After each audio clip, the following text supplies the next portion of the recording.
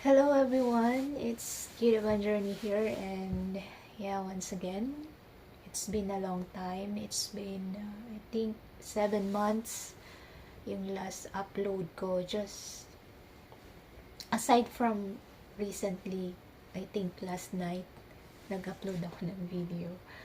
But yung pinaka-last ko is 7 months ago. Yeah, kakarating ko lang from walking outside. Kasi papunta na sa summer ngayon, maganda na mag lakad-lakad. And now I'm alone again. So, bakit nga ba ako nag-stop mag-vlog for that very long time? It's because of daming nangyari. Actually, kaya mag-isa na lang ako ngayon kasi yung kasama ko dito, dalawang babae na trainee, is nalipat na sila sa ibang lugar sa Hiroshima.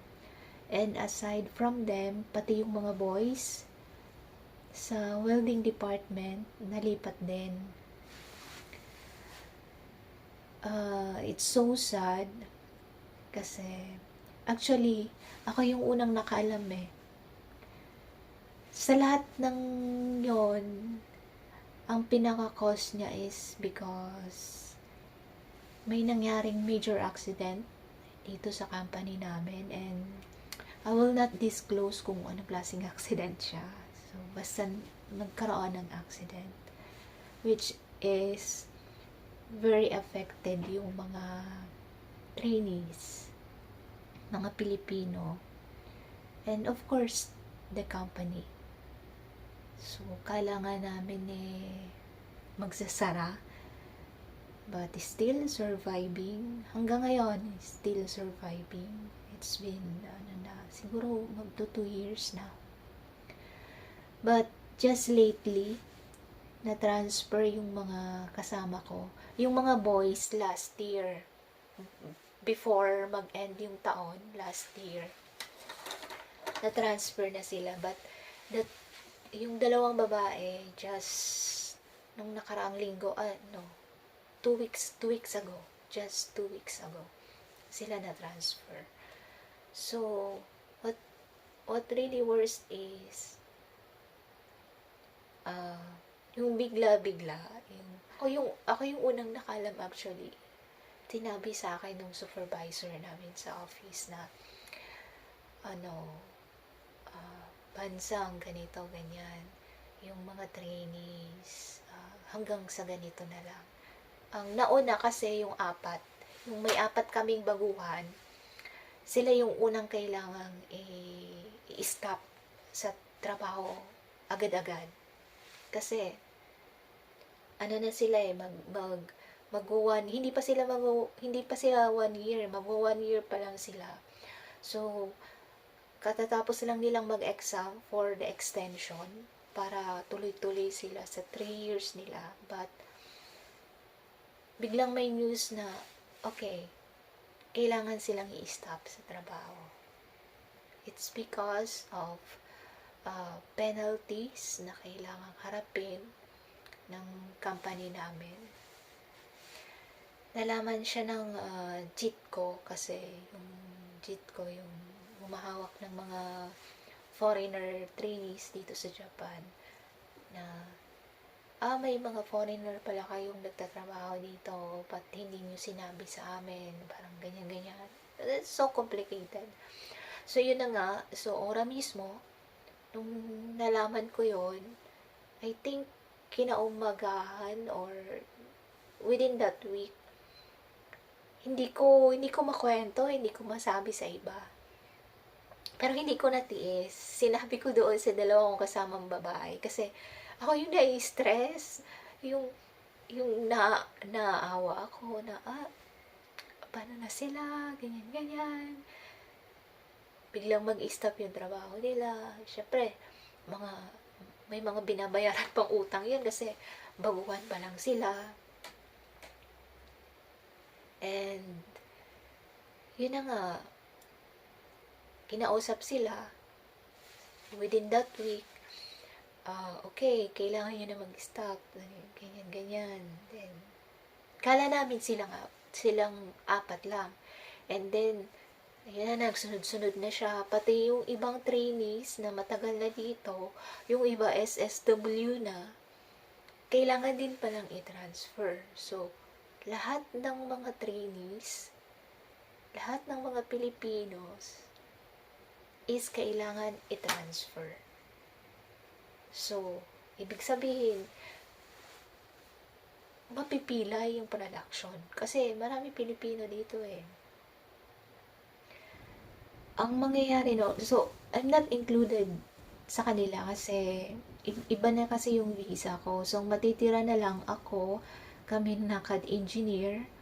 Ako, si Ryan, si Troy, si Marvin, si Almond. So, lima na lang kami matitira dito. And ako yung mag-isang babae. Lahat sila kailangang i-transfer. So, within that process, sa mga months na yun, talagang sobrang stressful siya. Hinahanapan sila ng company, kung saan sila ililipat. Hindi lang yung company namin yung stress. Siyempre, yung tao, yung kami, affected sobra. Ano na kaya yung mangyayari? Magsasara kaya yung company? We really don't know kung ano mangyayari talaga. So, hanggang sa unti-unti ng napapolish na, okay, ganyan, sa ganitong company kayo lilipat. So, nag-undergo sila ulit ng interview doon sa company na nilipatan nila. And, yung iba na tenga, yung unang apat na trainee na nag-stop sa trabaho, na tenga sila ng siguro mga 2 buwan na nasa apartment lang, walang ginagawa. As in, kasi bawal sila magtrabaho. So, ang visa na hawak nila is just to stay here in Japan, not to work, not as a trainee. Yun lang ang visa nila. Hanggang sa mai-transfer sila. So, just last year nga, bago mag-end yung taon, na-transfer sila. And, sunod-sunod na silang na-transfer. Sobrang hassle talaga. So, kaya ganon, sobrang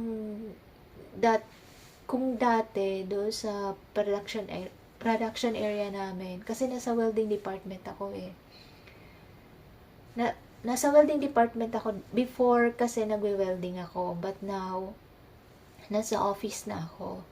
So, anong nangyari kasi, since wala na yung mga Pilipino doon sa production area, doon sa welding department, the company decided na i-transfer din ako.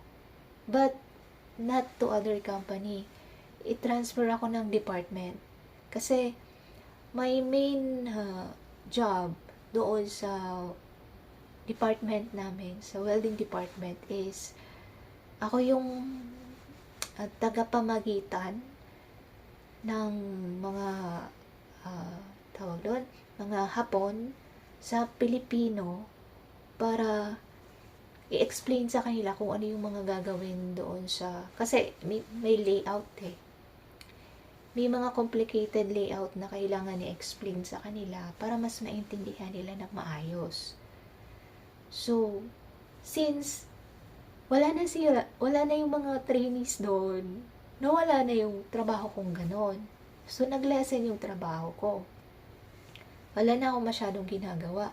And aside from that, kumonte yung pasok ng trabaho sa production area, sa welding department. So, wala na yung mga malalaking items na ginagawa na sobrang laki na it takes weeks bago matapos. Kahit 2, 3, 4 na yung gumagawa. So, wala na yung mga project na ganon. So, wala na din akong masyadong trabaho sa office kasi wala na yung mga malalaking project. So, ngayon, mga maliliit na lang na project, mga pipe, gano'n. So, ano na lang yung gagawin ko sa office kahit ako na-stress.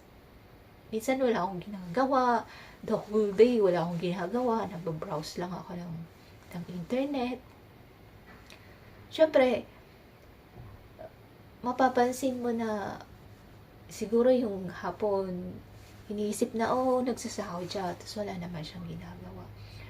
Kaya siguro napag-desisyon na nila na, i-transfer na lang din ako sa main office. So, pag transfer ko sa main office, my job is nag-iba. So, as in back to zero, naging programmer ako ng machining. Kung alam niyo yung CNC, it's about computer numerical something about sa machining. So, gumagawa kami ng mga code na babasahin ng computer, ng machine, para magbutas, mag-cutting. So, naging programmer na ako. As in, wala akong knowledge. As in, zero talaga. As in, syempre, so, kailangan ko mag-aral at panibagong pag-aaral. So, sobrang stressful talaga. Sobra. So, parang pinupush nilang masyado na, ito yung gawin mo, ito yung gawin mo. Ganyan. Sobra. So, as in, zero knowledge ako. Kasi hindi naman yun yung profession ko eh. I think that's for mechanical engineer. So, yung iba kong kasama dito na natira ng mga engineer, sila kasi is mechanical. So, mga machinist sila. So, alam na nila. May knowledge sila doon. But me, as in zero. As in, kaya super stress overload. As in, sobra. Kaya, lately, lagi ako nagkakasakit. Aside from that, yung weather pa dito, last year saka this year, iba yung weather. Kumbaga, kung dati hindi naman dito kumakapal na masyado yung yellow, as in ngayon, sobrang kapal nung mga snow. Tapos ngayon, summer na dapat. As in, dapat mainit na ngayon, pero sobrang lamig pa rin. Kaya, yun, naka-jacket pa rin ako. Sobra. So, yun nga yung mga pangyayari kung bakit na-transfer sila. And aside from that, hindi ako nakakapag-update sa vlog. Kasi nga, gusto ko magpahinga. Kasi, na-overload ako na yung ngayon sa bago ko pinag-aaralan. And, yeah. Wala na akong mga makakasama sa pag-travel, pagpunta sa mga ibang lugar na malalayo. But, well, now, I will try my best na i-share sa inyo kung ano pa rin yung life dito sa Japan, even though I live alone. Yun na lang siguro yung magiging vlog ko kasi hindi na ako makakapag-vlog about the production area, about sa mga welding. It's because wala na nga ako sa welding department. Nalipat na ako sa main office. So, iba na yung kaharap ko araw-araw. Laging computer. And, yun. Ang ma-share ko na lang talaga yung paano mamuhay mag-isa dito sa Japan. And, yeah. And, gusto ko pa rin nagpasalamat, no, na even though hindi ako nakakapag-upload ng mga videos ng mga nakaraan, still, may mga nag-views pa rin, may mga nagsusubscribe pa rin, may mga nagla-like pa rin, and may mga iba pa rin na nagtatanong, no. You can still free to ask about life dito sa Japan and paano kami nakapunta dito sa Japan and yung mga trade test na ginagawa namin dito sa Japan. So, ang i-share ko lang siguro sa inyo, kasi kahit wala na ako sa welding department, kung ano lang yung na-experience namin before, yun lang yung maisasagot ko sa inyo. So, Again, thank you very much talaga na yun, sinusupport nyo pa rin yung channel ko.